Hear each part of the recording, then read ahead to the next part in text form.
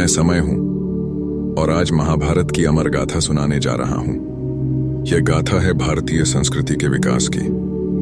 यह गाथा है सत्य व असत्य के महायुद्ध की। यह कहानी वास्तव में उस दिन शुरू नहीं हुई जिस दिन भगवान श्री कृष्ण ने अर्जुन को गीता उपदेश दिया था, या जिस दिन द्रौपदी ने दुर्योधन का मजाक उड़ाया था, बल्कि यह कहानी बहुत समय पहले दुष्यंत और शकुंतला के पुत्र भरत के जन्म के पूर्व शुरू होती है। शकुंतला महान ऋषि विश्वामित्र और अप्सरा मेनका की पुत्री थी। मेनका उसे जन्म देने के बाद स्वर्ग लौट गईं और उसे ऋषि कण्व ने अपने आश्रम में पाला। वहीं वह एक शांत, विनम्र और अत्यंत सुंदर कन्या के रूप में बड़ी हुई। एक दिन हस्तिनापुर के राजा दुष्यंत शिकार के लिए जंगल आए। जंगल में भ्रमण करते हुए कण्व ऋषि के आश्रम के नजदीक नदी किनारे उन्होंने पहली बार शकुंतला को देखा। कमल जैसी आंखें, कोमल वाणी तथा प्रकृति से उसका प्रेम देखकर दुष्यंत का हृदय वहीं ठहर गया। शकुंतला और दुष्यंत ने कुछ समय साथ बिताया। दोनों के बीच एक गांधर्व विवाह हुआ, यानी बिना अग्नि, मंत्र या समाज की स्वीकृति के केवल आपसी प्रेम और सहमति से हुआ विवाह। कुछ दिनों बाद दुष्यंत को अपने राजकार्य के लिए लौटना पड़ा। उन्होंने शकुंतला से वादा किया कि जल्द ही उसे राजमहल लाने के लिए आएंगे। उन्होंने शकुंतला को एक अंगूठी दी, एक पहचान, एक वचन की निशानी। लेकिन तभी विधाता ने एक मोड़ रखा। शकुंतला एक दिन गहरी नींद में सो रही थी और उसी समय महर्षि दुर्वासा वहां आए।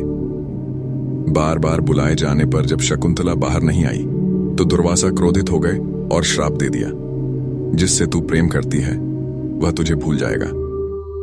शकुंतला रो पड़ी। शकुंतला द्वारा आग्रह करने पर ऋषि ने श्राप की शर्त को हल्का किया और कहा, जब तक उसे उसकी दी हुई कोई निशानी नहीं मिलेगी वह तुम्हें याद नहीं कर पाएगा। शकुंतला राजा दुष्यंत के पास पहुंची, पर दुर्भाग्य से रास्ते में नदी पार करते समय राजा दुष्यंत द्वारा दी अंगूठी गिर गई। राजमहल पहुंचने पर दुष्यंत ने उसे पहचानने से इनकार कर दिया। शकुंतला टूटी हुई, अपमानित होकर लौट गई और हिमालय में एक आश्रम में रहने लगी, जहां उसने भरत को जन्म दिया। भरत बचपन से ही बहुत साहसी थे। कुछ महीनों बाद एक मछुआरे को नदी में वह अंगूठी मिली और वह राजा को लौटाई गई। जैसे ही दुष्यंत ने अंगूठी देखी, उसे सब याद आ गया। वह पश्चाताप में डूब गया और तुरंत हिमालय की ओर चल पड़ा।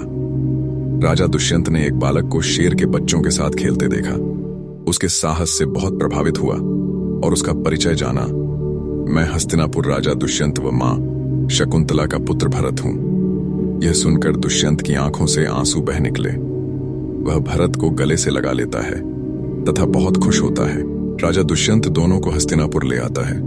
भरत को श्रेष्ठ गुरुकुलों में भेजा गया, जहां उसने राजनीति, धर्म, नीति और रणनीति सीखी।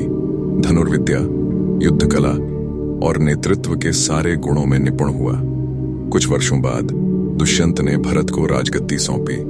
भरत ने न सिर्फ हस्तिनापुर पर आक्रमण करने वाले आक्रांताओं को शिकस्त दी, बल्कि चारों दिशाओं को जीतकर चक्रवर्ती सम्राट का दर्जा पाया। भरत का राज्य न्यायप्रिय, धर्मनिष्ठ और लोकहितकारी था। उसके राज्य में सभी खुशहाली से रहते। भरत के महान चरित्र, वीरता और न्याय के कारण उनकी कीर्ति इतनी फैली कि लोगों ने इस भूमि को ही उनके नाम पर भारतवर्ष कहना शुरू कर दिया। समय बीता। अब राजा भरत वृद्ध हो गए हैं और समय आ गया है अपना उत्तराधिकारी चुनने का। भरत के 9 पुत्र थे, लेकिन उन्होंने वंश परंपरा के स्थान पर योग्यता को महत्व दिया तथा एक साधारण कुल के योग्य बालक भरद्वाज को गोद लिया और उसे राजा बनाया। उन्होंने त्याग से, निष्ठा से और धर्म से राज चलाया और अंत में एक तपस्वी की भांति वन में चले गए। अगले एपिसोड के लिए वीडियो को लाइक तथा चैनल को सब्सक्राइब करना न भूलें।